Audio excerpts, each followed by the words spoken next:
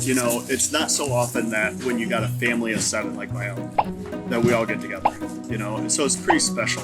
It creates these memories and special moments in life that you always look back on and you say, I remember going camping, I remember going hiking, I remember spending time together, and those you just can't get back. So we just, with this camper in particular, we want to make sure that a lot of families like my own can enjoy that same experience and just camp better.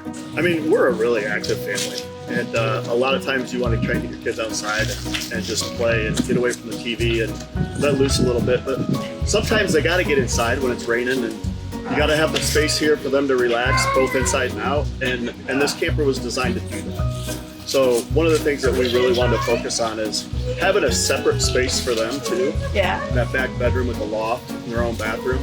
They can close the door, they can play their video games, but then they can come out into the kitchen area, hang out with us as a group, and it really brings everybody together. And then when you come out here, it's just, you can't beat this. You know, you've got 3 awnings here, so if it's raining, you know, you're not gonna get wet, and sit around the campfire and just enjoy some memories.